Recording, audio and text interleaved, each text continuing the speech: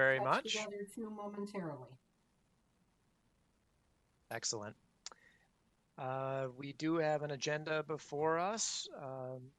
Without objection, that's approved. And let's go on to the minutes from October 27th. Any changes to those minutes? And if not, I'll accept a motion. Bento moves approval of the minutes. Zirin seconds. Roll call. Fredson. Just in case you joined. Oh, Sterner. Aye. Vento. Aye. Zirin. Aye. Lindstrom. Aye. Thank you. Thank you. And we have 5 items on our consent agenda this afternoon. All are comp plans, comp plans and comprehensive sewer plans from Little Canada, East Bethel, Blaine, Long Lake, and Andover. Is there a motion to approve the consent agenda? Zirin moves. Wolf seconds. Very good. Roll call, please. And I'm just taking a scan here to see if, okay, Councilmember Fredson has not joined us yet. So we will start with Sterner. Aye. Vento. Aye. Wolf. Aye. Zirin. Aye. Lindstrom. Aye. Thank you. Thanks, everybody. 3 items on our non-consent agenda today, and we'll start out with one from Mr. Smith, authorization to amend the 2020 unified budget. Thank you, Mr. Chair and members of the committee. I'm going to have Matt Selmeyer, our manager of budget, walk us through this very important item. So with that, I'll turn it over to Matt. Ned, I actually thought that you were going over the budget amendment tonight. I was planning to do the Loretto piece after this. Then we miscommunicated. Very good. Before you today. You have to think on your feet right now, Ned. Yes, I'm gonna. I should start talking in a gibber. As if I was having technical difficulties. Just a moment, please. I was surprised when Matt said, "I'm working on the item," and I thought, "Well, gosh, I thought I was doing that, but okay."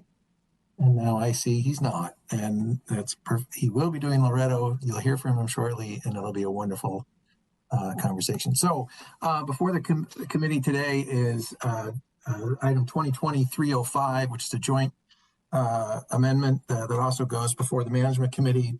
There's some other operating amendments that are on the docket for this round. So this will be heard here today, and then it'll go to management committee on the 18th, and then it will go to full council on December 9th to be included in the 2020 overall budget amendment. Just as some background, we operate under a council-approved environment committee and council-approved budget. And anytime our expenses are projected to exceed the approved expense budget, we need to go before you and the rest of the council for a budget amendment to acknowledge that we are going to spend more than was originally authorized in the 2020 budget back at the end of 2019. That is true even if there is an offsetting revenue, which one of those today has. So today we're going to talk through both of those. And then we'll move on from there. So again, the 2 items that we have before us, one is the St. Croix Valley Fire repairs, and that was a few years ago, and the repairs have been ongoing, but that is 100% covered by insurance revenue. So that first amendment is to increase our expense budget by $1.8 million to account for all the contracting work and other construction fees that we have for that, and that is offset dollar for dollar by a revenue amendment. So that will have no impact on our end of year reserve. The other item before us is $1.8 million in a labor overrun for the year. And that's driven by the two main things that are driving that is first is during the pandemic, people have not been taking vacation. So this is a little bit of accounting mathematics here, or accounting gymnastics. But in a normal pay period, say you work for 80 hours, you get paid for 80 hours, but we charge to our account another, whatever your vacation time is. So for me personally, I get, here's the secret, 10 hours per pay period. And so another 10 hours of my salary is charged to our expense account. When I take vacation, there's actually zero charge to my salary, and I am more or less, quote unquote, reimbursed out of the liability account, where we kind of take that vacation money and we tuck it aside. And then when I go on a vacation, I'm paid less of my salary account, and I'm actually paid out of basically the vacation balance. And that looks like a lower expense on the books. So it looks like now we account for that in our plans. We don't actually plan for me to work 2,080 hours a week. We plan for me a year. We plan for me to work closer to 800 to account for how much vacation I get. So we plan for all that to wash out. But what we're seeing under the pandemic is folks aren't taking their vacation. In fact, to the tune of we're about 20% lower in vacation timing. And so what happens is when people aren't taking vacation, then they're coming to work and they're getting paid, and they're getting paid out of their expense account, their normal expense account, or their normal salary account, and we're continuing to accrue that vacation time. So it's kind of a paper issue. At some point, we'll kind of more or less get this back, hopefully as people take their vacation. So that is costing almost half of that expense. And then the other is coming mostly from our vacancy factor. So every year we plan for a certain amount of people to retire or transition out of the utility. And we know that the day they leave, we won't have their replacement the next Monday. And so we bake in some gaps into the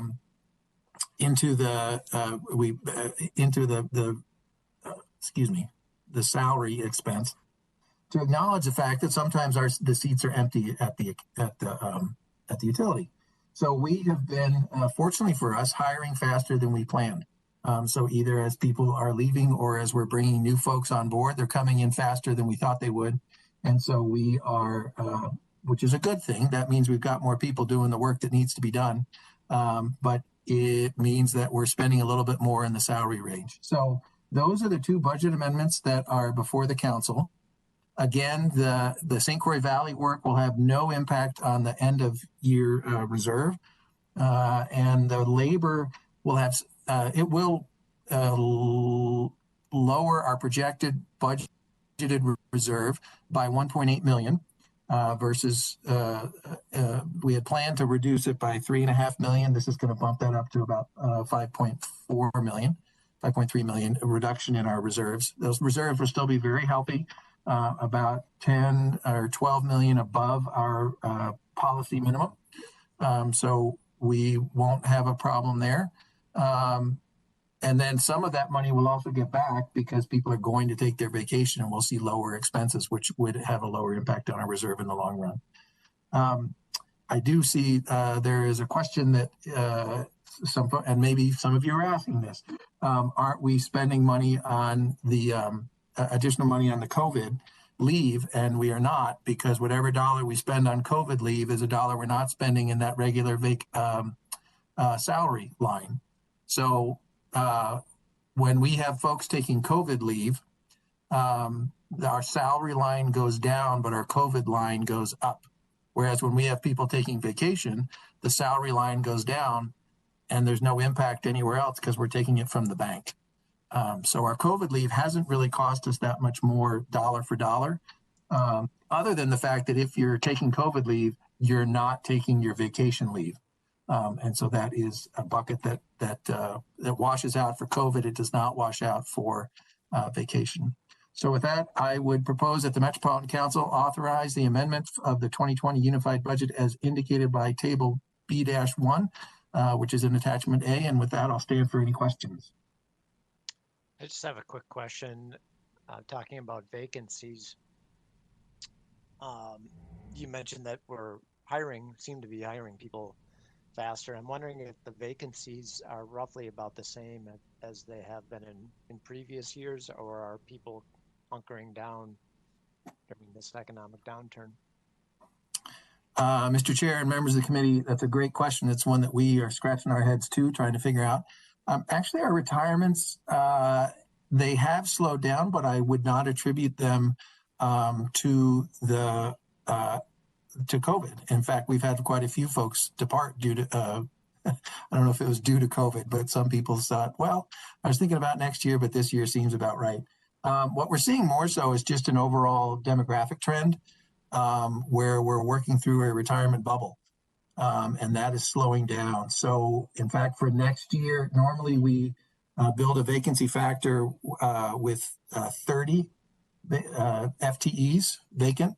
And we are actually decreasing that by 5 down to 25 vacancies because we are anticipating that less people will be retiring. So we're going to have less empty seats. We're coming towards the end of the silver tsunami. Mr. Chair, and if members you're familiar with that term. Mr. Chair and members of the committee, yes, we are seeing less folks leaving and when we look at one of the things we do to figure out the vacancy factor is we look through our rule of 90 eligible. So the rule of 90 is if your age plus your service adds up to 90, you can retire with full benefits or retirement treatment.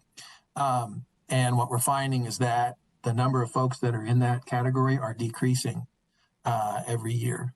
And so, yes, we are, and I think there was and maybe the general manager can speak to it better, but I believe there was a pretty big hiring wave in the early 90s.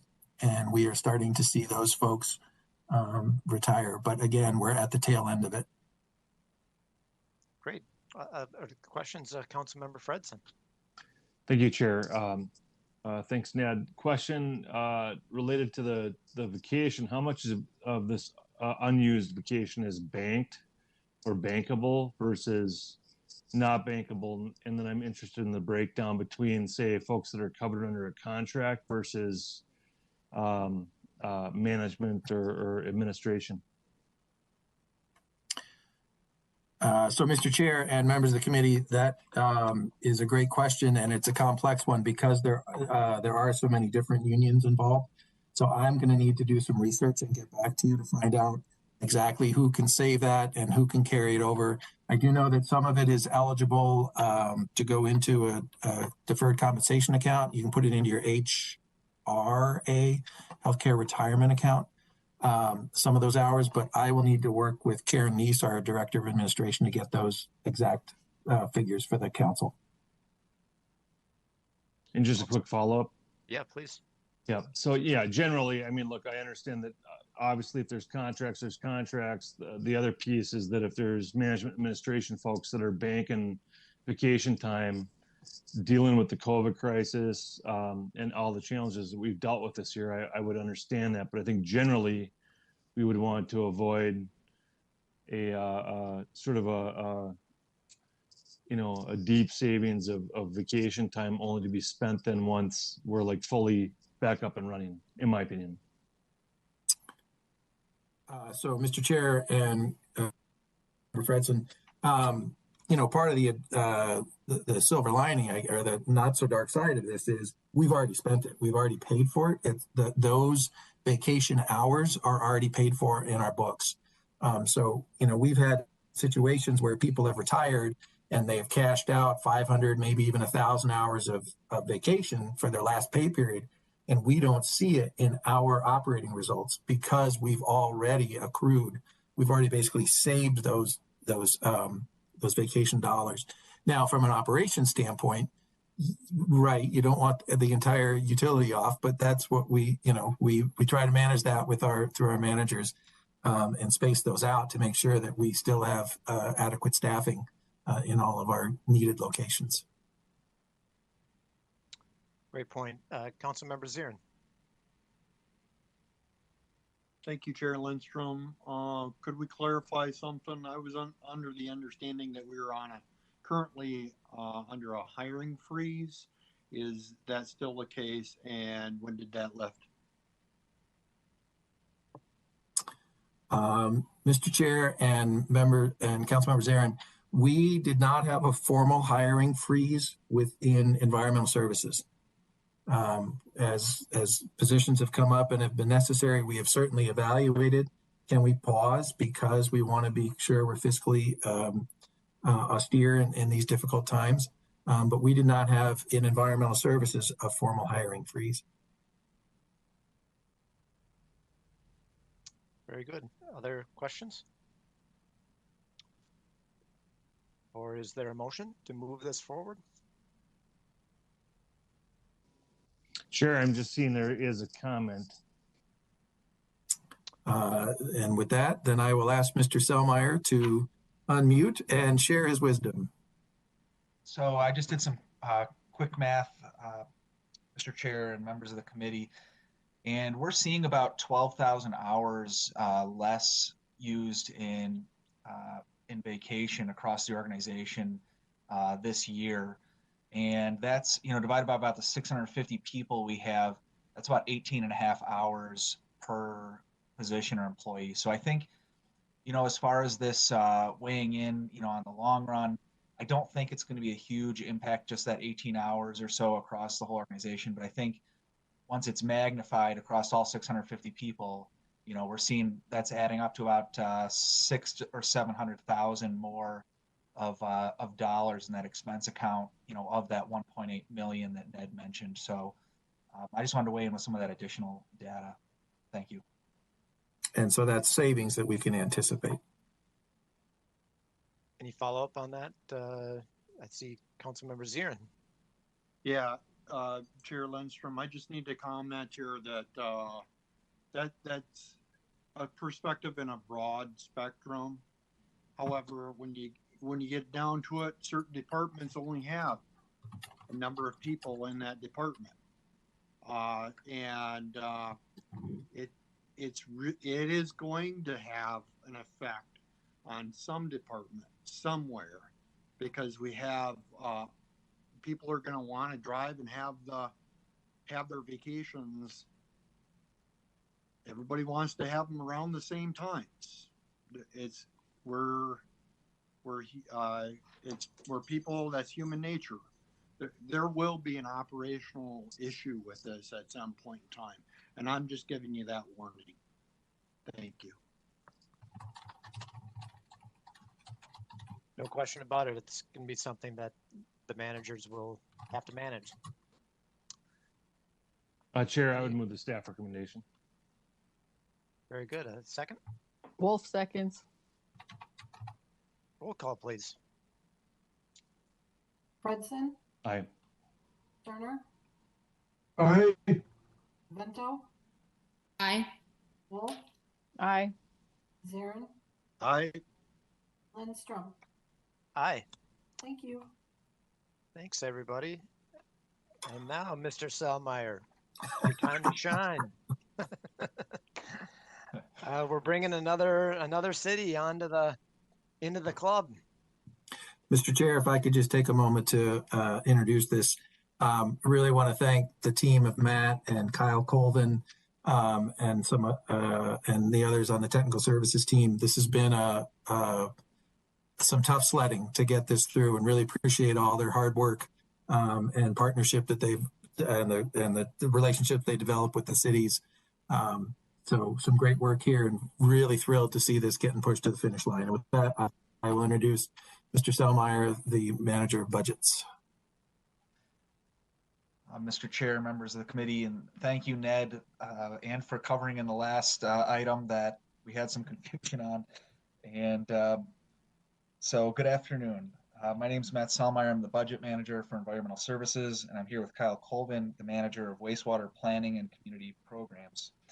And we're here to present business item 2020-313, which asks the Environment Committee to approve the grant program guidelines outlined in Attachment A, and authorizes the regional administrator to award grants and execute grant agreements per those guidelines.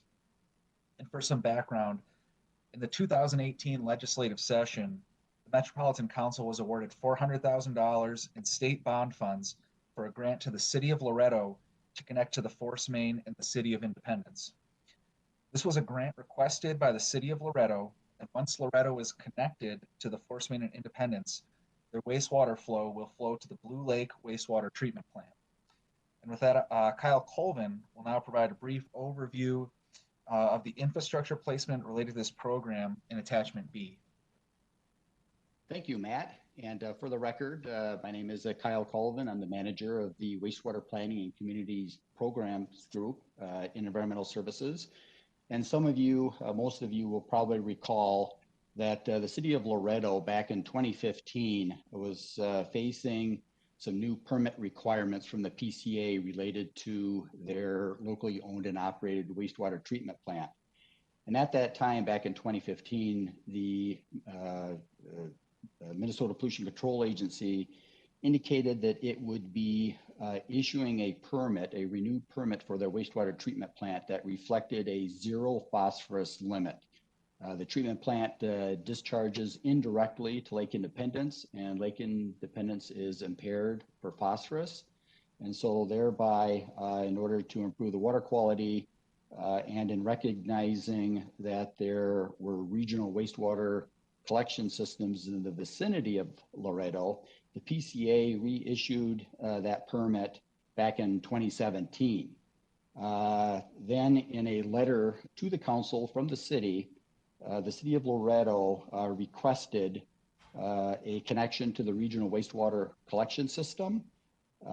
This was included in this letter was the city's intent to include this formal request in its comprehensive sewer plan.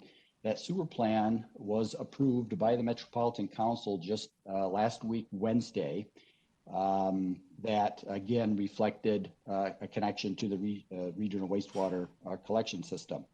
And so I would draw your attention to attachment B, I believe it is. It's a map that depicts the local collection systems that are owned and operated by Independence and also the city of Medina.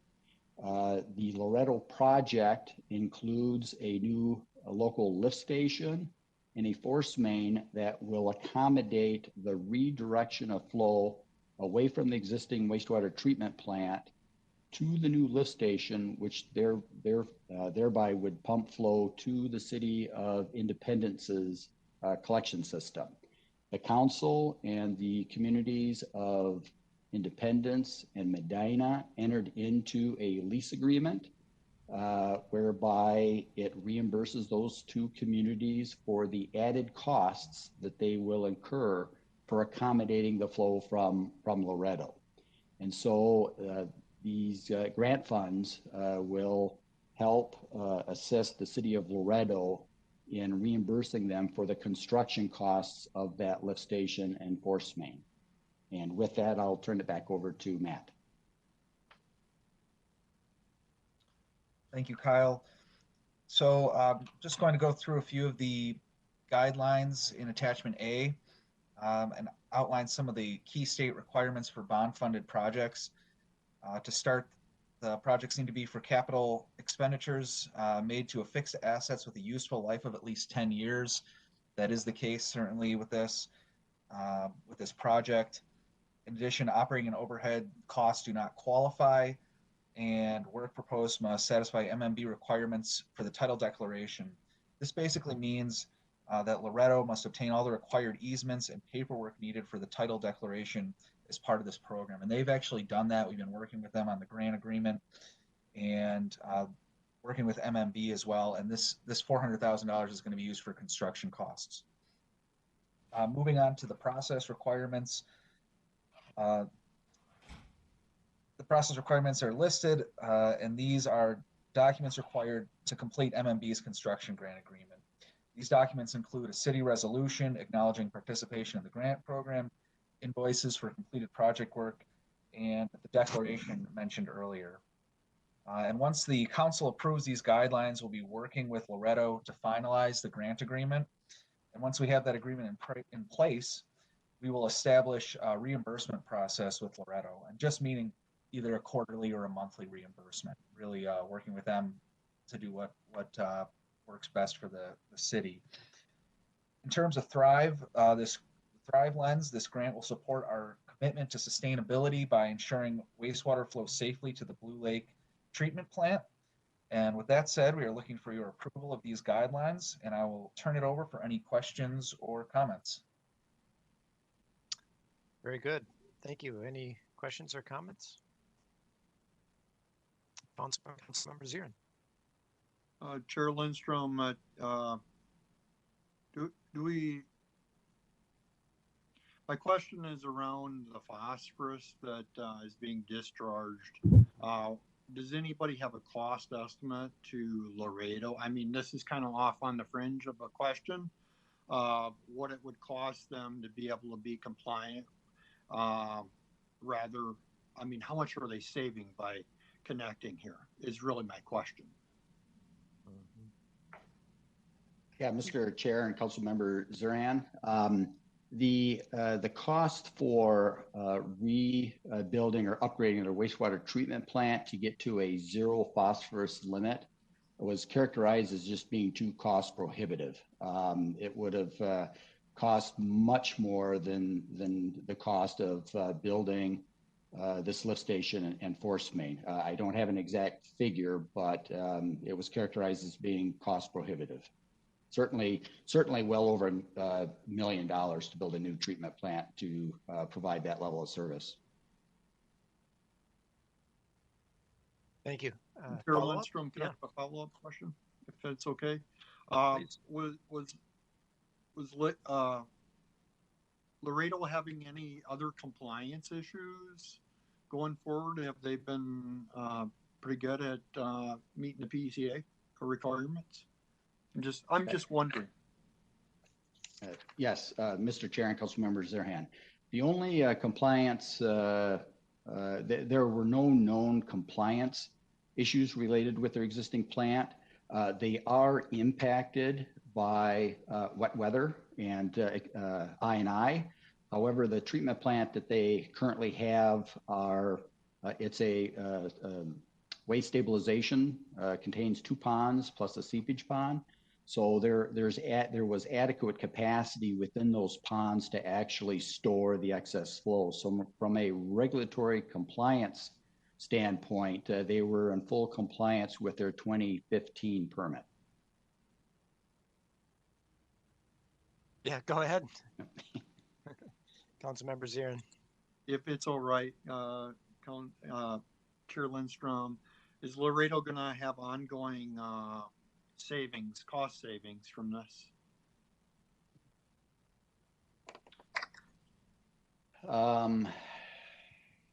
Mr. Chair and Councilmember Zirin, there were operating expenses obviously related to owning and operating their wastewater treatment plant.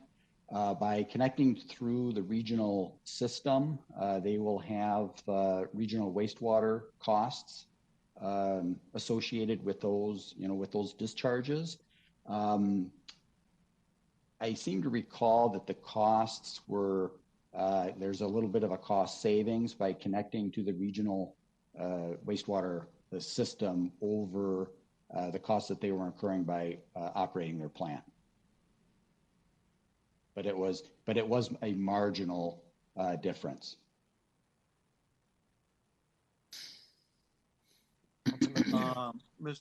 Chair Lindstrom, I'm sorry, Mr. Colvin, can you say that again? I didn't really understand what you're saying. Yeah, Mr. Chair and Councilmember Zirin, the cost difference between operating their own wastewater treatment plant and the cost that it will take to pump the flow to the City of Independence's system were relatively close. I believe if I recall correctly, there's a little bit of a savings that they will realize in chemical expenses related to the treatment process, but electrical costs associated with the treatment plant versus electrical costs for pumping the flow into Independence was basically it was pretty much the same.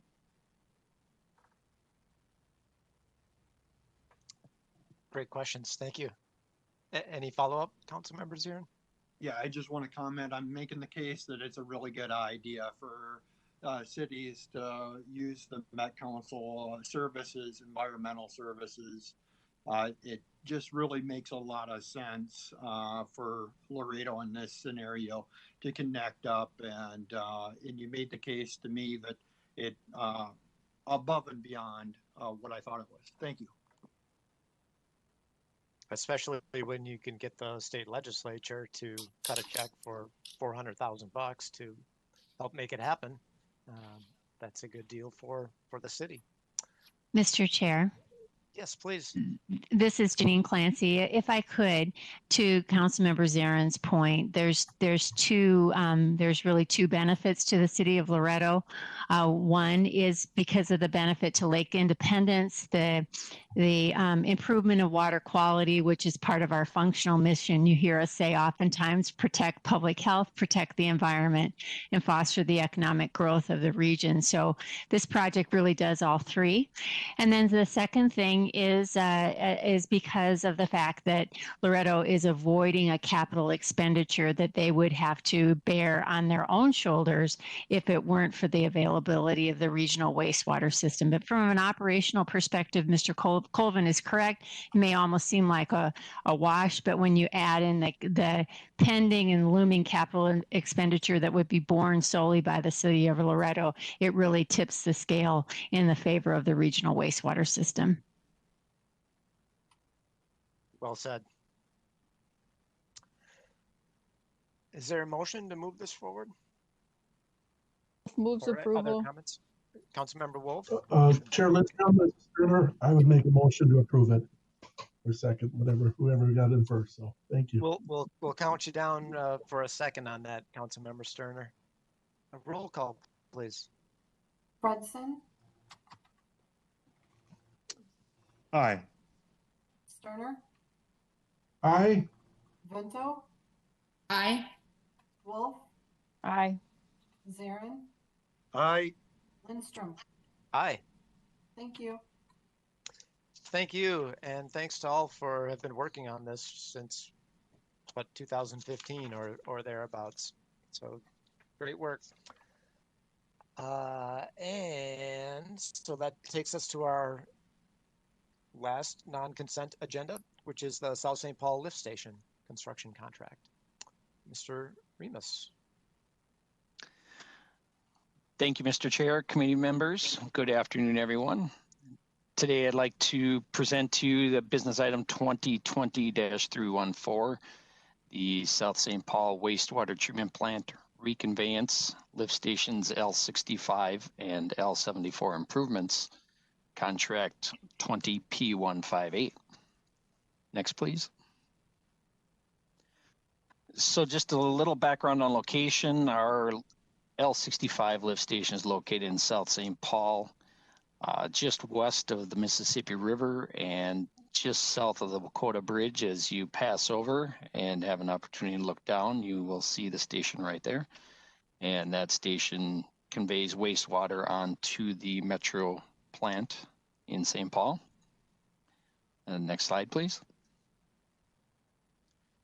And the other part of the project is located in Rosemount at the L74 lift station.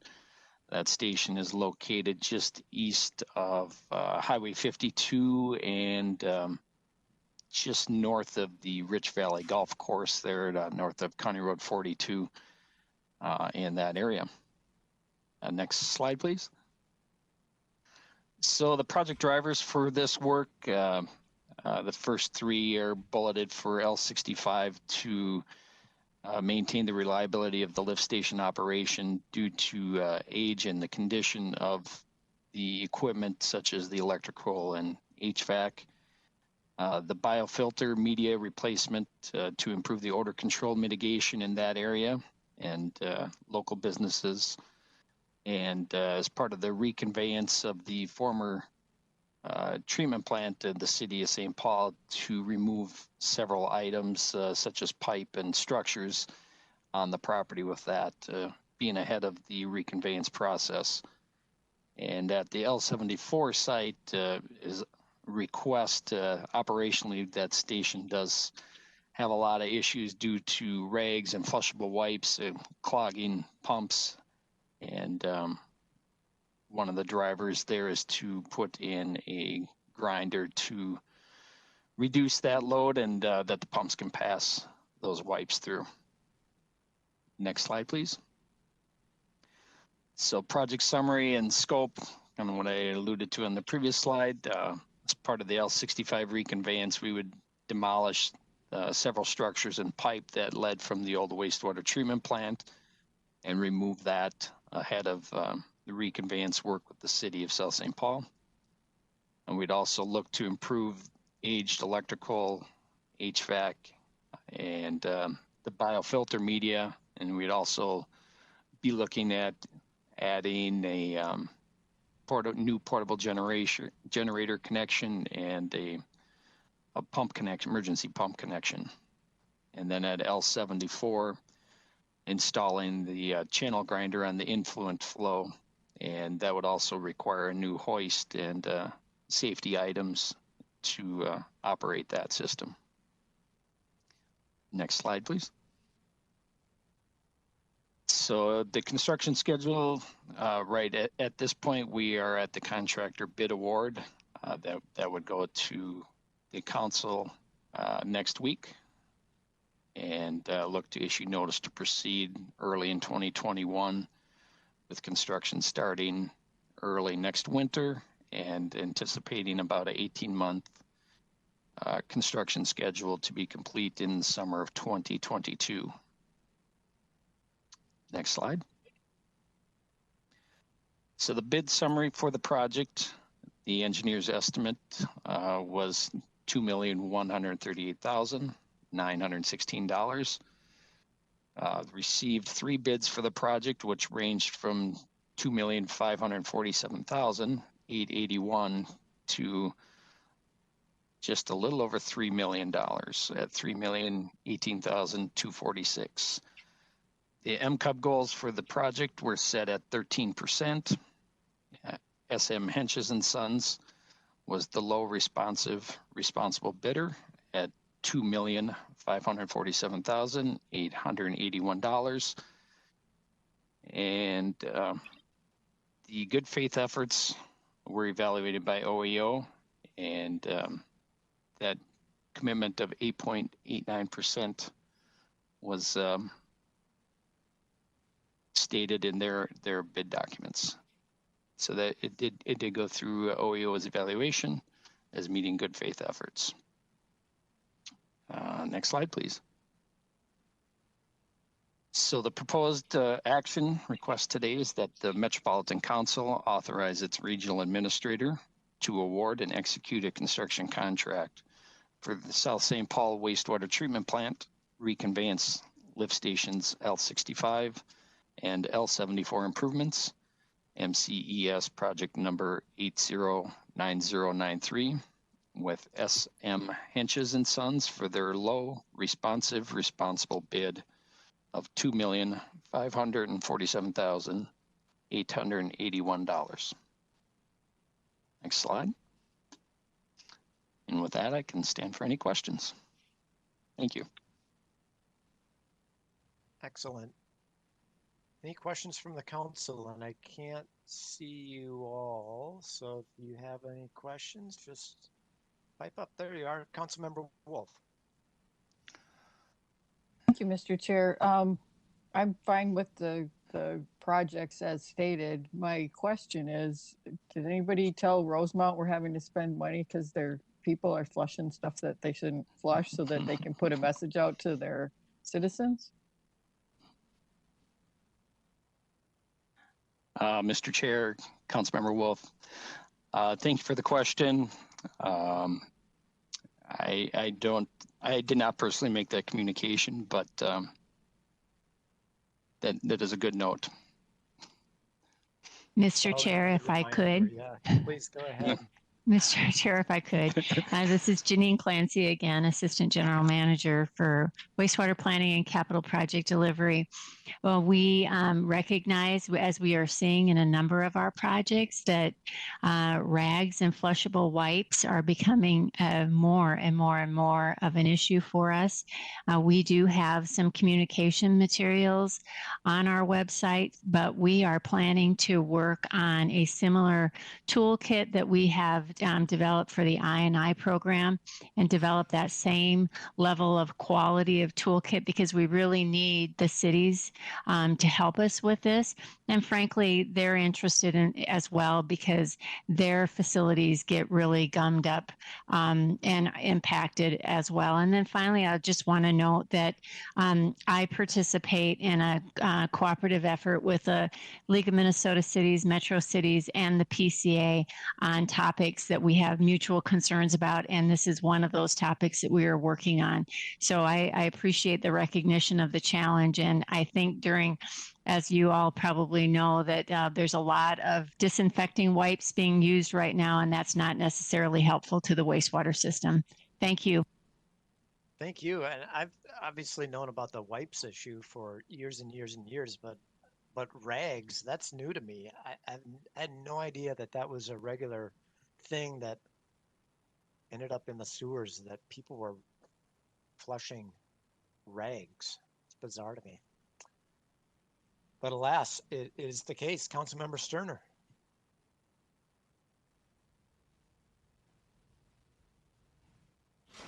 Oh, we can't hear you, Councilmember.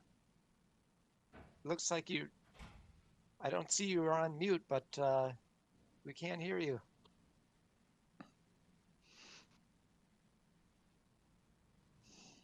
And now you disappeared entirely from my screen. Things have gone from bad to worse for Councilmember Sterner.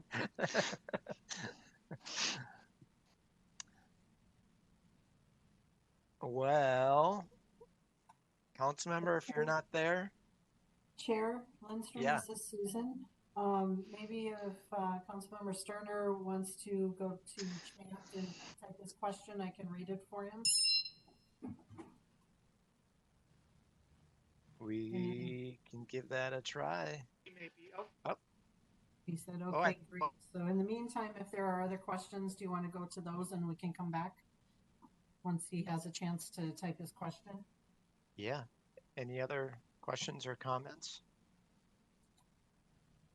Are we anticipating the need to install these grinders as regular course of action from here on out? Do we anticipate additional grinder installation at problem areas? Mr. Chair, members of the committee, we do look at that through the course of our new designs, that if they are the right type of lift station, that we would look to incorporate that into the design. And we discussed that with operations if there's a history of that need that exists at a particular site. I always just tell people there is no such thing as a flushable wipe. End of story. Would you agree with that? I would, Mr. Chair. Councilmember Vento. Mr. Chair, I recall last spring when the pandemic started, it seemed as though there was a great deal of attention by media organizations to the issue about the disinfecting wipes and not flushing those. And I think that a communications plan around this might be a good idea to remind folks, especially if we're going to go into a more conscientious effort in the next few months to try and deal with COVID. Broaden it and include, the other wipes. I'm thinking of childcare centers, schools, places where wipes are used a lot. If we could do a big outreach, I think it could be very beneficial.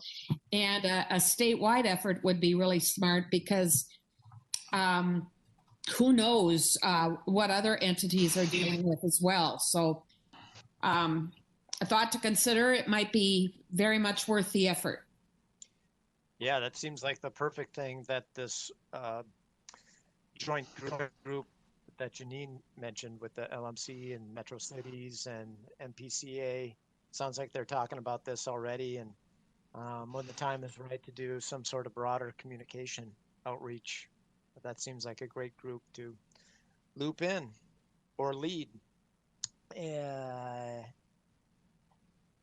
let's see, so Councilmember Sterner, yeah. Yep, I just wanted to acknowledge Councilmember Sterner put in the chat. He was wondering if we could change the usage and narrative of the words of flushable wipes. It gives a false narrative. Call them so-called flushable wipes.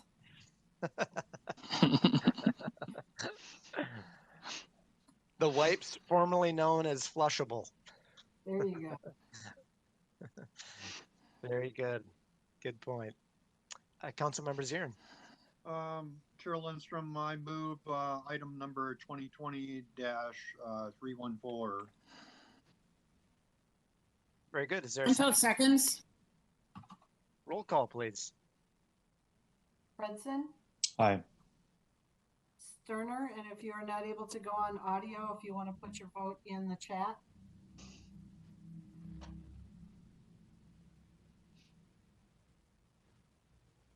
Sterner, he said yes. Vento, Yes, aye. Wolf, Aye. Zirin, Aye. Lindstrom. Aye. Thank you. Thank you, everybody. And that takes us to our information item, where we're going to be hearing about the 2020 State Water Plan. Mr. Dahl and Ms. All right. Reese. Thank you very much, Chair Lindstrom. Sorry, that's right. That's okay. Thank you, Mr. Chair and committee members. I'm Judy Sventek. I'm the manager of the Water Resources Group here at the council. And Jen Kostrowski of my staff and I have been working with the EQB and the other state agencies on the update of the state water plan for about 1.5 years now. Every 10 years, the state water plan is updated based on statutory requirements. And the purpose of this plan is really to establish a framework for aligning state agencies' work, legislative priorities, and local government policies and programs and actions for the coming decade. With that, I'd like to turn it over to Eric Dahl and Suzanne Reese. Eric was the lead of on the state water plan, and Suzanne helped him write and edit the plan. And Eric is the planning director at the EQB, while Suzanne is the special projects coordinator at Bowser. Thank you. Go ahead, Eric. All right. Thank you, Judy. And hello, Chair Lindstrom and committee members. I think I have my video on, but I'm not sure. I might turn it off because I was having WebEx issues earlier. But hello, I'm Eric Cedarleaf Dahl, and I'm with Suzanne Reese from Bowser. And we worked on this plan with Judy and Jennifer Kostrzeski, sorry. And thank you so much for giving us time on your agenda today. I was the lead on the project, but really this project came together with a whole group of EQB member agencies, and we're going to give you a brief overview of the plan and a little bit of background on the plan. So next slide, please. Okay. So today I'm going to talk to you again about the background on the plan and then the water plan purpose, which Judy touched on a little bit there. And then we're going to go over the goals, strategies, and actions in the plan, and then have time for questions. It's going to be pretty high level. This is a 100-page plan with hundreds of pages of appendices as well, but we just wanted to give you a brief overview of how it's laid out. So next slide, please. So just a little background on the EQB, and you likely know this, but the EQB established in 1973 when Minnesota passed the Minnesota Environmental Policy Act, or MEPA. It's made up of 9 agency heads, as well as the Met Council, as well as citizens from each of Minnesota's congressional districts. Our work areas are the Environmental Review Program, Interagency Projects and Planning, and Public Engagement. So next slide, please.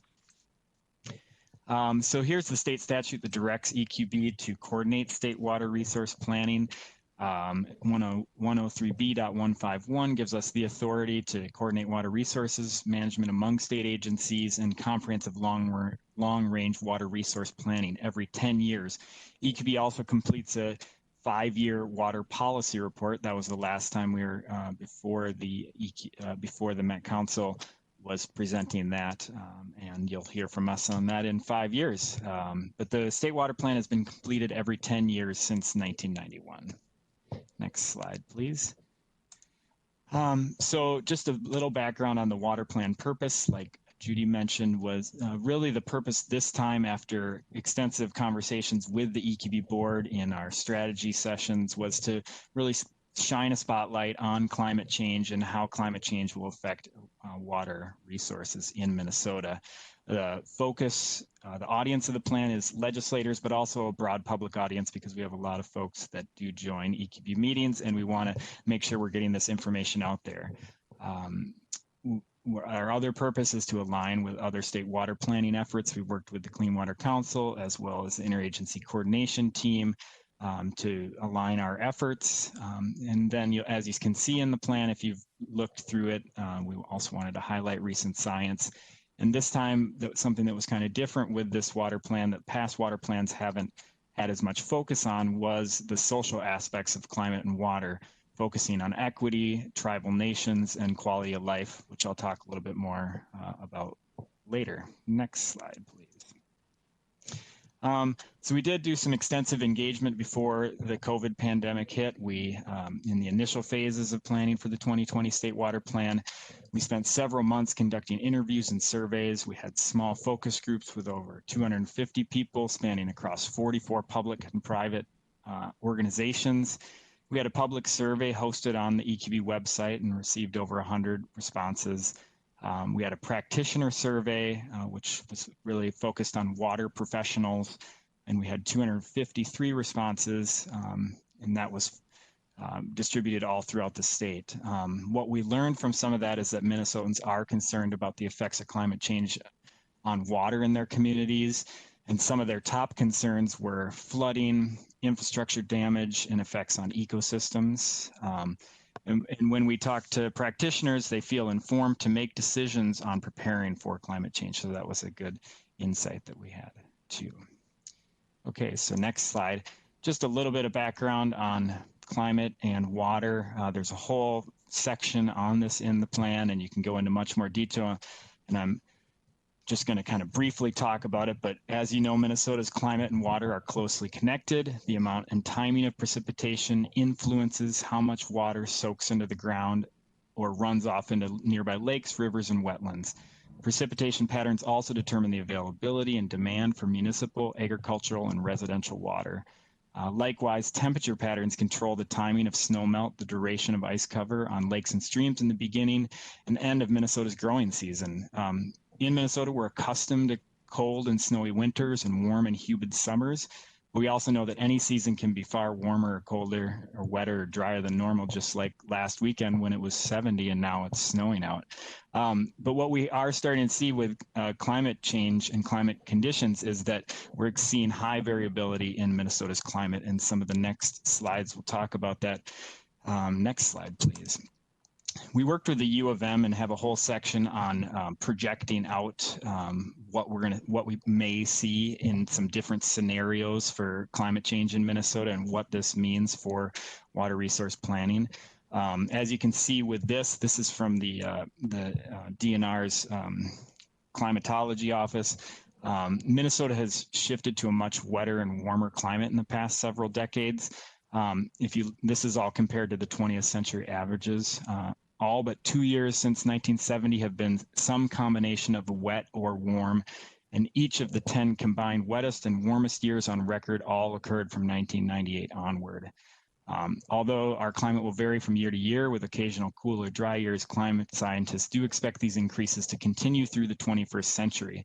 And if you look at the yellow dots on this chart, these relate to the projections in the plan of looking at different scenarios for emissions. And I'll show you some maps coming up here that show some of what the scientists at the U of M project for what you might see for wetter and warmer averages in the coming mid-century and end of century emissions scenarios. Next slide, please. So this is a recent precipitation increase map showing watershed averages since the 20th century compared to averages or watershed precipitation averages in the 20th century compared to now in the last 20 years. And what we're seeing is a big difference in southeastern Minnesota, but really throughout the state in some central and southeastern and southwestern Minnesota. If you can go to the next slide. This is another look at, sorry, can you go to the next slide? Oh, I'm not seeing it move. Am I still connected? We can hear you. Yep. Okay. All right. Now it advanced. Okay, great. Yes, earlier today I was talking and I just froze, or everybody else froze, and I was still moving, so I'm not quite sure sometimes with WebEx. You're coming in loud and clear. Okay, good. So most warming observed in the winter, this is looking at winters and temperature change, or it's looking at our annual average, winter lows, and summer highs. And what we're seeing is since 1970, Minnesota's warming 40% faster than global averages. And we're warmer, but we're not yet hotter. We're warming quickly, but we're mostly warming quickly during the night and winter. And so our annual temperatures have climbed since 1895, but 80% of that warming has been since 1970, and a lot of that is happening during the winter and winter nights especially. So if you can move to the next slide. So these next two slides are looking at the U of M. The U of M took multiple climate models and tried to downscale them to Minnesota's the boundaries of Minnesota, and these maps show different scenarios of different emission scenarios, from moderate emissions to high emissions, and what that might do to precipitation or dry spells. And there's a bunch of different scenarios in the plan that lays it out, that lay out like what could be occurring in Minnesota. But what we're seeing with different scenarios is that we will be wetter by the end of the century compared to the 1990s. All scenarios are showing that in most areas of the state we will be wetter. And under a high greenhouse gas emission scenario, the wettest day on a typical year at the end of century is projected to be 20% wetter than during the 1990s, with potentially larger spikes in a given year. If you can go to the next slide. And so this is looking at climate change projections for warmer temperatures. This is about how much hotter will it be, and you can see with moderate emissions in circa 1950 or circa 1990, the two maps on the left, there isn't a substantial change. There is a higher number of 90+ degree days, but when we get to the end of the century with a higher emission scenario, there's some huge changes that occur for the whole metropolitan area as well as all of southern Minnesota. All right, so now I'm going to go into the actual plan. If you can go to the next slide, please. So here are the goals that the team came up with. The water plan's organized around 5 goals, and these 5 goals are goals that the state should focus on over the next 10 years and beyond to be resilient in the face of climate change. The goals were formulated through extensive discussions with agency water experts, input from public engagement process, and framed to align with other water strategic planning efforts. Within each goal are strategies, which I'll go over, and Suzanne and I will go over briefly, that detail the approach we recommend taking to achieve the goal. And then within each strategy that we'll talk about, there are actions, which are tools for pursuing the objectives of the strategies. We're not going to go into all the actions because, again, it's 100 pages worth of actions and there's a lot of detail. But if you have any questions, we can sure go into, if it was a question on a strategy, we can talk about the actual actions in the plan. So goal 1, I'm going to talk about, then Suzanne's going to talk about goal 2, 3, and 4, and then I'll be back to talk about goal 5, and then we'll let you know what EQB's next steps are, and then we'd love to hear questions if you have any. Just one thing is that the numbering of these goals doesn't reflect priority for the state. These are just how the team laid it out. So next slide, please. So the first goal is to ensure drinking water is safe and sufficient. Minnesota is projected to add approximately 500,000 more people to our population in the next 2 years, like adding another Minneapolis worth of people to the state. Source water in many parts of Minnesota is already vulnerable to contamination, and increased precipitation and runoff due to climate change can likely introduce agricultural nutrients, pesticides, other contaminants of emerging concern into drinking water sources. And warmer and wetter conditions can also increase growth of harmful algal blooms, which can release toxins to source waters. And flooding can also wash bacteria and other pathogens from the land into public and private wells. As you probably all mostly know, 79% of Minnesotans get their water from community public water supply, while the remaining 21% use private wells. There's about 1.2 million acres of land in drinking water supply management areas in Minnesota. About 36%, or 400,000 acres, is considered vulnerable to contamination. Just to back up a little, that drinking water supply management areas are defined as areas surrounding public water supply wells that contribute to groundwater within a 10-year time period. Currently, roughly 9,000 acres in drinking water supply management areas are in permanent protection through easements, but there's still, like I said, about 390,000 acres which are considered vulnerable to contamination.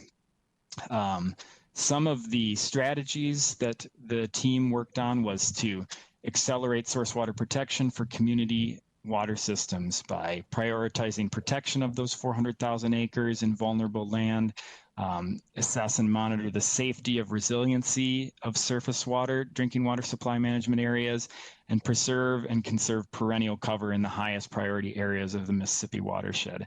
Suzanne will talk a little bit more about that in goal 2 as far as how it relates to soil health. Strategy 2 is to emphasize source water protection in watershed management. So implementing it in watershed management plans, prioritizing the use of state dollars to protect drinking water, and increase routine testing of private well water. And then strategy 3 is to prevent nitrate contamination of drinking water and groundwater. And so some of the actions related to that is to fully implement Minnesota's groundwater protection rule in drinking water supply management areas above 5.4 micrograms per liter, implement the nitrogen fertilizer management plan in vulnerable areas, and ensure compliance with Minnesota feedlot rules. And so with that, to the next slide. And then Suzanne's going to talk for a moment. Okay, so looking at goal 2, this is essentially, this looks at the agricultural landscape of the state, largely agricultural, and says that, increased intensity and duration of rain events are creating more and more nutrient sediment runoff, and both water quality and water quantity are being impacted. But this goal really focuses on water quality and the benefits of healthy soil, because healthy soil contains organic matter, it retains water, increases availability of water to plants, it stores carbon, so can reduce greenhouse gas emissions.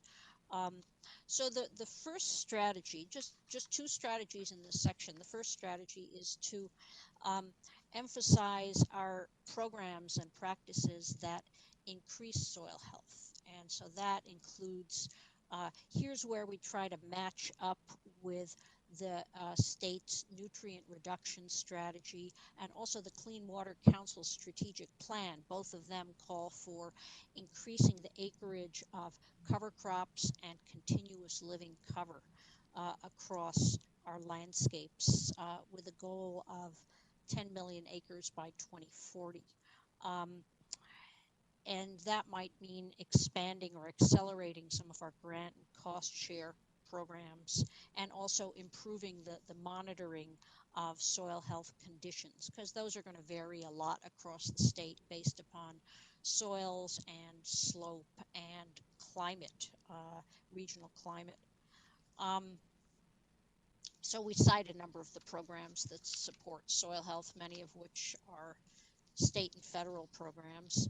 And we talk about diversifying crops and agricultural practices, things like small grains, or, you know, you've probably heard of the new perennial wheat that is called Kernza, you know, which has great beneficial impacts on groundwater.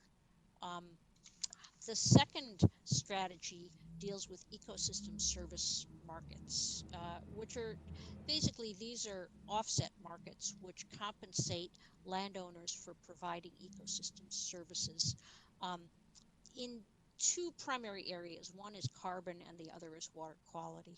Now we don't have a fully developed carbon offset program in Minnesota, not like California, for example, but there are a couple of new pilot programs taking shape that will let landowners sell credits based upon their practices on private exchanges. The other piece is that Minnesota already has water quality trading, and I think that Metro Council has been involved in some of those trades. These are done individually through permits. So downstream wastewater treatment perhaps can purchase credits based upon water quality improvements upstream. And those have been going on through the PCA for a number of years, but there are opportunities to expand them now. For example, there's a pilot program that's happening in Stearns County that is going to expand those programs. So next slide. So now we're getting into goal 3, which I think is probably the area, I'd say goal 3 may be the area that the Metro Council is most engaged and involved with. And this is all about managing the built environment for greater resiliency. And I'm sure you all, this is not news to any of you, that, you know, stormwater infrastructure used to just move water away from developed areas and prevent flooding, but we have, you know, we've disrupted our natural water cycles and natural hydrology. We have increased flooding. We have aging wastewater collection and treatment systems. We have inflow and infiltration. And we got a lot of input on this particular goal from Met Council staff, Judy and Jennifer specifically. So there's 4 strategies under this goal. First is improving our data sources and modeling. And maybe you're familiar with Atlas 14, which is a big improvement over the previous forecasting methods.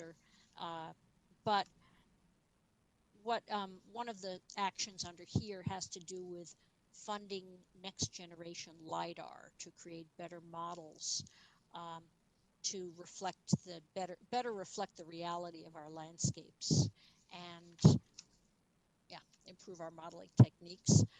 We also have a little case study on the blue spot method, which the council used for the localized flood map screening tool. So we have a page devoted to that. And we also reference the similar model that was released by the First Street Foundation this year, which gives a lot better data on localized flooding that you will not find in your FEMA floodplain maps. The second strategy has to do with supporting communities with their asset management and resiliency planning. And this is an area where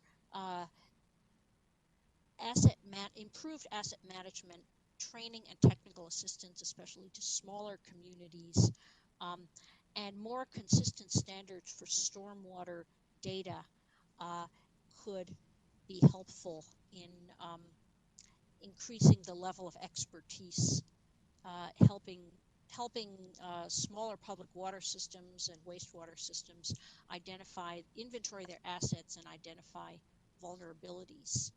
And here, again, things are a little bit different in the metro area than they are in greater Minnesota. For example, the Minnesota Rural Water Association does a lot of work with the outstate small water systems, where here you have a different set of resources and more unified system management, especially for wastewater. The third strategy is new financing mechanisms, and one idea that may emerge at the legislature this year, it may or may not, depending on state budget being constrained at the moment, but developing and funding climate planning grants to communities for drinking water, wastewater, and stormwater infrastructure. Right now, there's limited bonding capability available, and the Public Facilities Authority could be supported in funding more resilient infrastructure projects. And another idea here is to expand the PACE program, Property Assessed Clean Energy. Could you use that type of program, which funds energy conservation, to fund water conservation and water quality improvements? Then the fourth of these, there's a lot in this goal area, is designing transportation infrastructure in floodplains. And here we look at, and this may be more of a greater Minnesota issue, but we look at the design of culverts with future climate conditions in mind. Designing, both MnDOT and the DNR have designs for culverts that provide connected floodplains and avoid the sort of blowouts that you get when the system is too small to handle the increased flows. So this has to do with our transportation system and also to some extent, I think, our stormwater system. So perhaps, would you like me to stop here and see if there are any questions at this point? Because again, there's a lot to digest in this section. Or would you like me to just keep going through goal 4, back to Eric for goal 5, and then do questions at the end? We can see if there's any questions right off the bat here. I can't see you all. So if you have any questions about Chair things that Lindstrom. I mentioned so far, yeah, please jump in. Councilmember Zirin. Yeah, I've got a question. As somebody who's worked outside most of their career, I feel the heat, I feel the cold, but what I'm hearing is that we're wetter. Does that mean we're also more overcast? Part of my training is in solar resource, and I know that some of those charts have adjusted to where we're seeing more daylight hours, harvestable solar resource. But does this mean that our nights in the winter are more overcast? That is most likely a question for one of our resident experts, probably Kenny Blumenfeld at the, with the DNR. But my impression as a non-expert is that it's not so much the overcast, although winter nights are definitely warmer than they were, but it's the intensity and it's the intensity of the rain events rather than the long duration. 2019 was a good example where there were so many just sort of extreme rain events that there were a lot of fields that could not be planted across the state or crops that were washed out. Chair Lindstrom, committee member Zirin. I think if you want, I can also reach out to Kenny and see if I can get an answer for you, because I'm not sure either. We relied on a lot of experts in this plan to help us work on the climate science. Kenny's been working on this for years, as well as all of our U of M partners. And I can definitely get you an answer, but I don't think right here I have one for you. That'd be great to get an answer. I'd be curious about that too. Okay. I was always under the impression that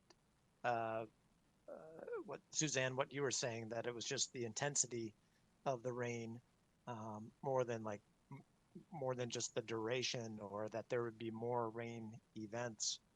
But I'd love to hear what an expert has to say. Councilmember Zirin. I just want to comment on that my personal experience has been that when the humidity is higher in the wintertime, it feels a lot colder than it is. So we have this inverse thing going, right? Where the humidity is going up, but it feels colder, even though the temperature, the thermometer is telling us that it's warmer. And personally, when I'm outside, it feels colder. And I think that has a lot to do with the humidity. Because that makes sense to me. If we're wetter, then the humidity is higher, and it feels colder even though it's not. That does make sense. Yeah, Chair Lindstrom, Councilmember Zirin, I think you see the same effect in the summer, that summers have gotten more humid, and some of that is due to increased evapotranspiration. I know I have certainly heard this from the amount of corn that is being grown, and of course the humidity makes the heat more intense. So. There's no other questions. Can keep rocking and rolling. Okay, maybe if we can go back to the slides. Okay, so next slide, which is goal 4, and this goal really relates primarily to water quantity and the sheer volume of runoff that we're seeing in many watersheds. So, for example, the Minnesota Valley has been hit quite hard by these increases in rainfall and in stream flow. In fact, river flow has increased by 75% over the last 2 decades compared to the previous 6 decades. And you can see there are roads getting undermined, there are houses getting undermined, there are wells that are in danger. And there's been a lot of interest actually this past year at the legislature in increasing the amount of water storage. So the first strategy here is to identify opportunities to retain and store water and manage drainage. And water storage could be structural, like storage basins, retention structures, managed drainage, or it could be non-structural, like, for example, wetland restoration, soil health practices that increase the amount of water that the soil can hold, such as, effective implementation of establishment of cover crops can also hold a certain amount of water on the landscape. So that's kind of the storage strategy. And that also includes standards for flow reduction, for detention locations. Where do you put these basins that are, so you don't inadvertently end up damaging natural resources? Can you do sort of what they call distributed detention to determine where you can reduce your runoff and your flood peaks? This has been done with some effectiveness in the Red River Basin that, of course, is so flat and is highly flood prone. And of course, another piece of that is looking at mechanisms to pay for that, like everything else. Watershed districts can establish a water management district that can collect revenue to fund projects like that. Some of the graphics here show how you can combine multiple models, like maybe you've heard of models like HSPF and PTM app and ACPF and the whole alphabet soup.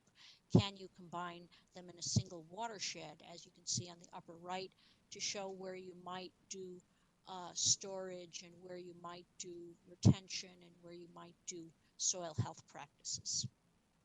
Then the second piece. If I could interrupt for a second. If you're looking for a good case study on storage, we've got one. Just maybe a month or so ago, 2 months ago, we installed. So we're building a new bus garage in North Minneapolis, and we installed a 40,000 gallon cistern. Huh?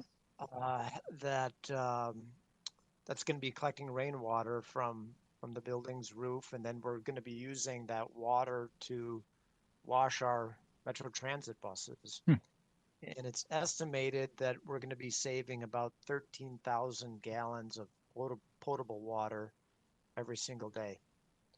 So that's a good story to tell, I think. That is. Yeah, that's a great example of kind of an urban approach to water storage and also water reuse. And a couple of years ago, I worked on the health department's water reuse study, and I know that projects like that one are becoming increasingly common and accepted, especially in these areas where there really isn't. You really don't have those opportunities unless you create them sort of structurally as you're developing the land.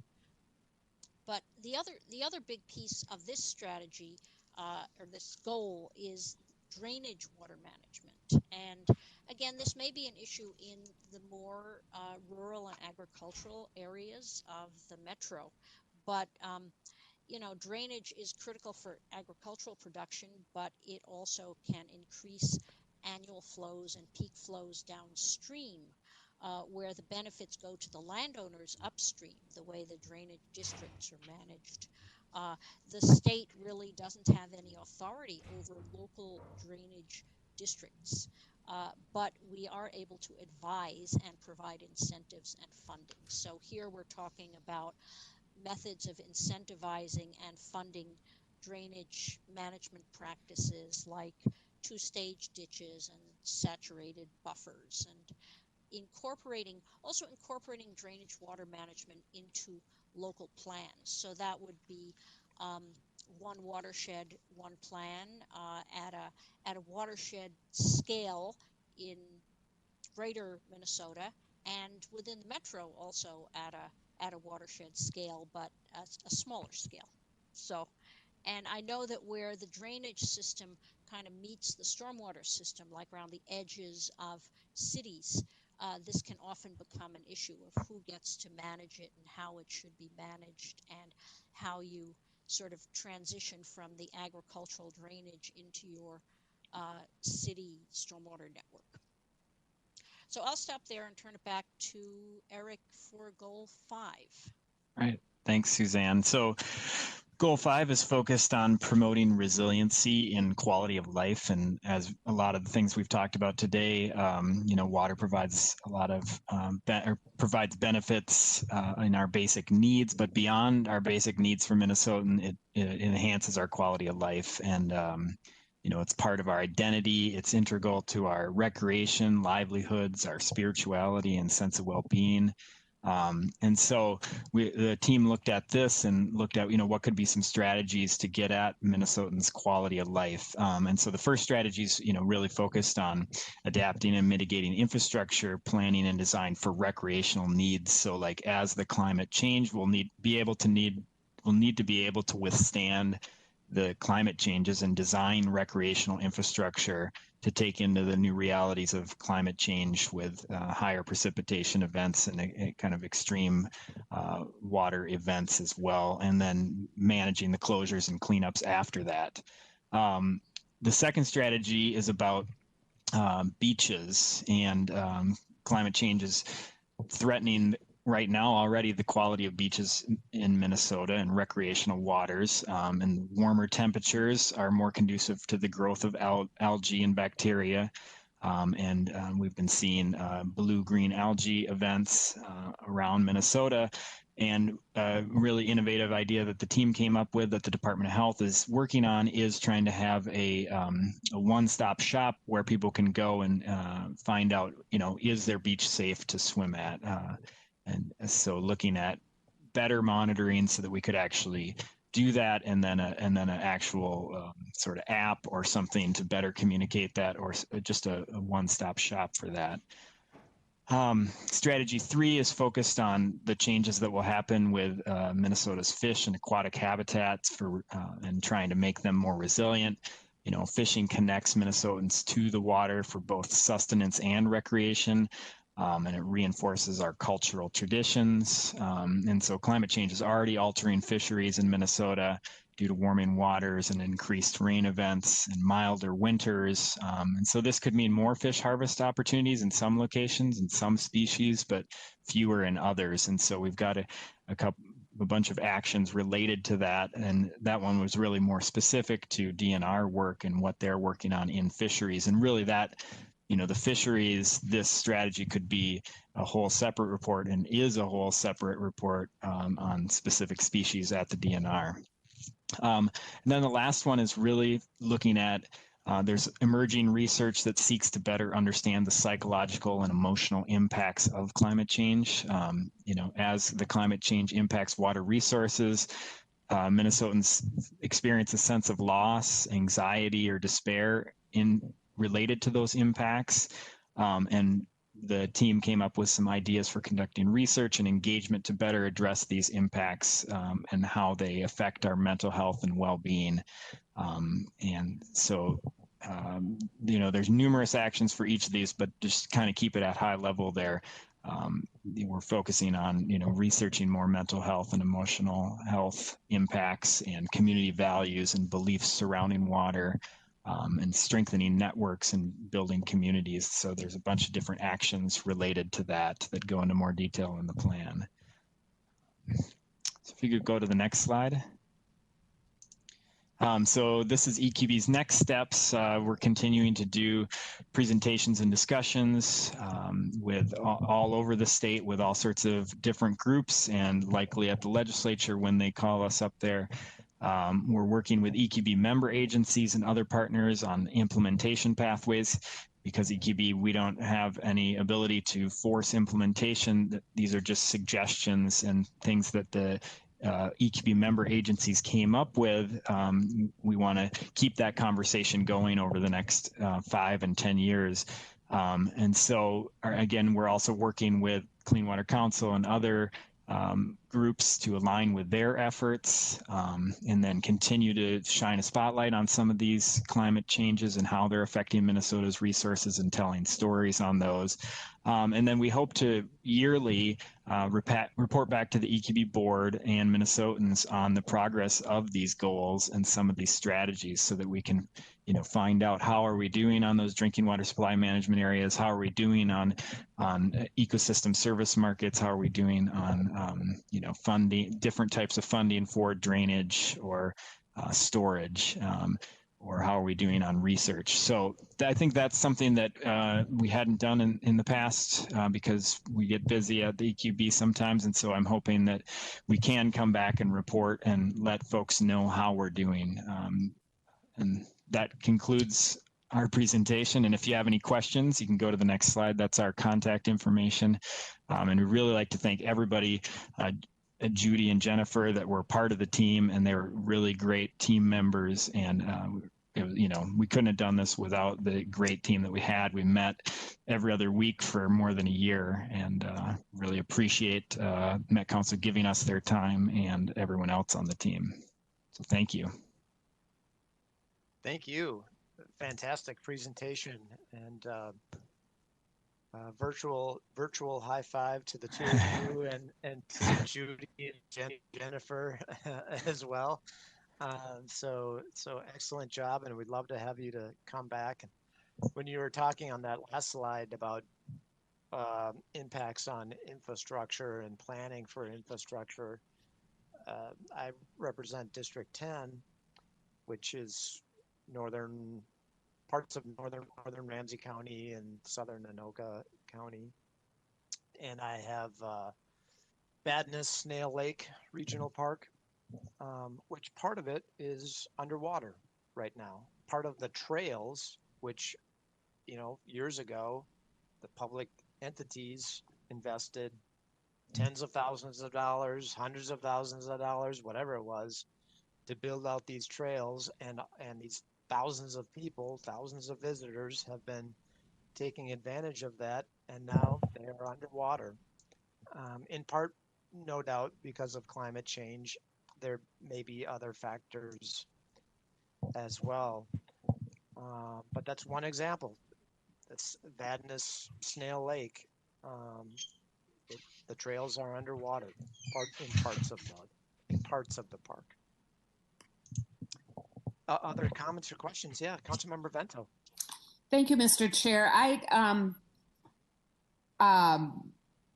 want to thank Eric and Suzanne and Judy and Jen as the Met Council's designee, the Met Council Chair's designee on the EQB.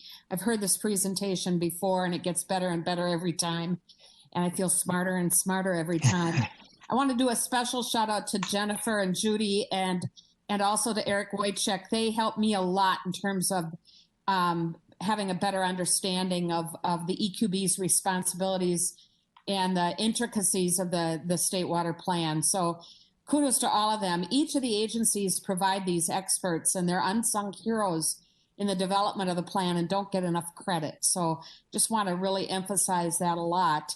And I also want to note, I think this has maybe been said before, and that perhaps our committee's meetings or other meetings, but in a previous life as a state leader, Chair Zelli recognized that there was an absence on the Environmental Quality Board in that the Met Council was not a part of it.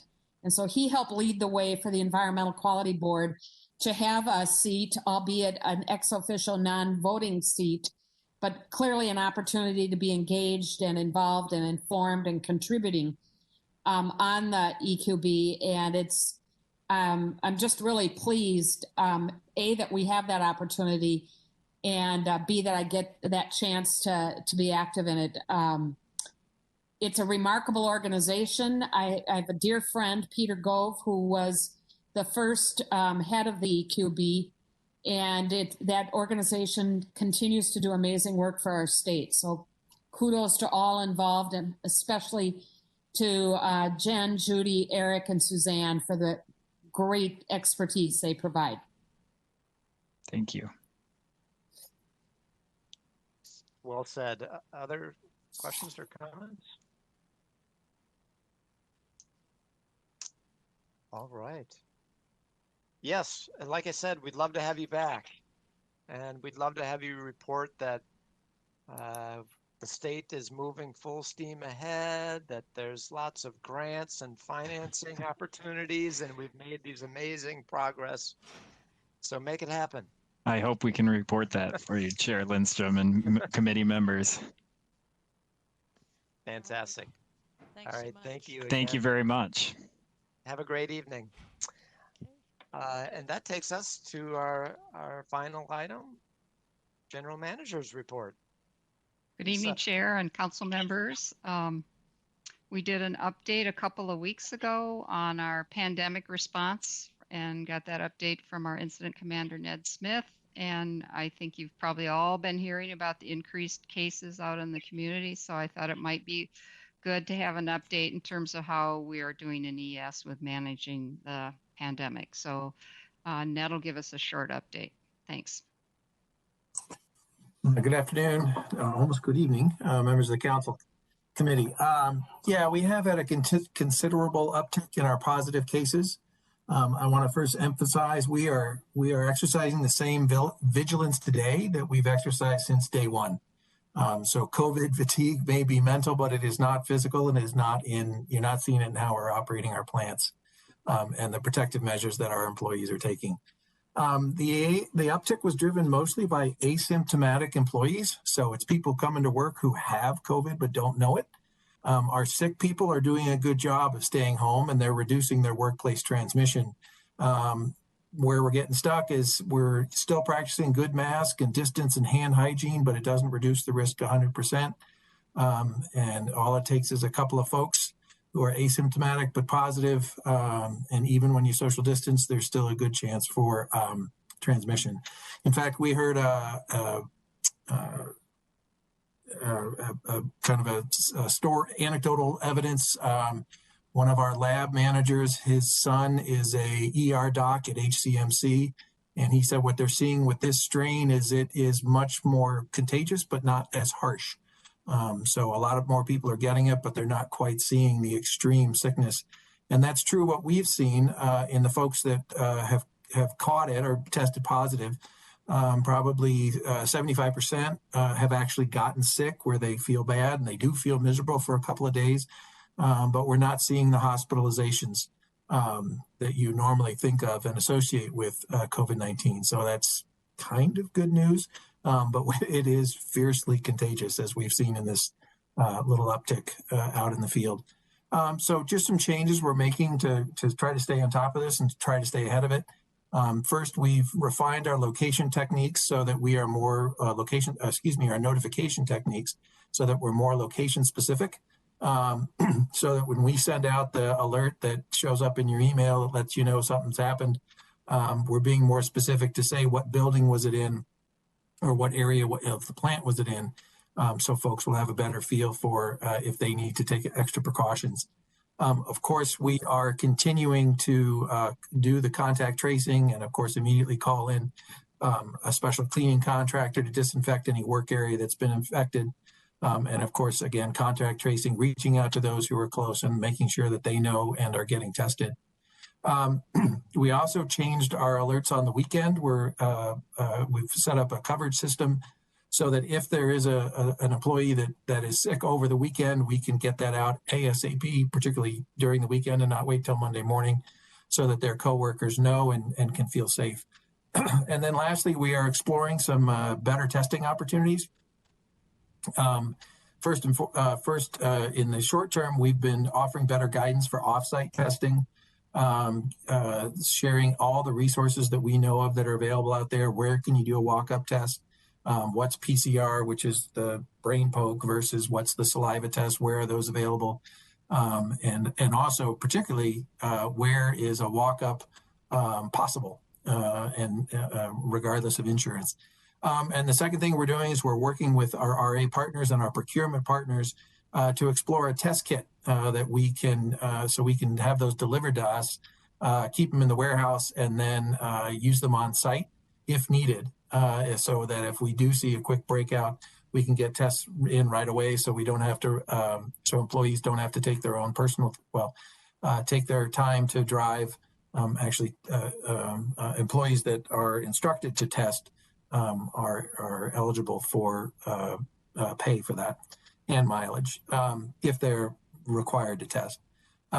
So right now we're working on getting these kits where we're going to do a pilot with about 100 of them, make sure they work, make sure that they're effective and can give us some good guidance. And then we'll look at expanding that to see what else can we do to make that testing easier to get to for our employees. So certainly a little bit of a bump from an operational perspective. We are still 100% full compliant.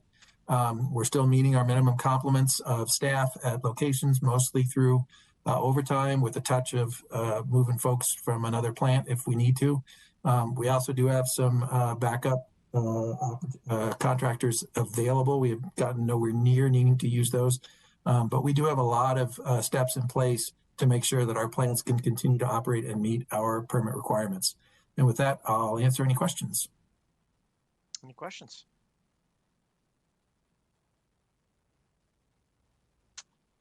How do you know that they're asymptomatic?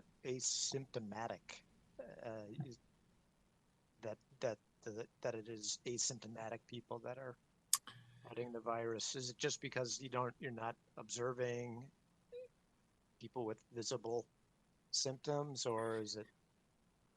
Yeah, so it's kind of, I believe, I'm actually just figuring this out in my head right now, but it would have to be contract in reverse.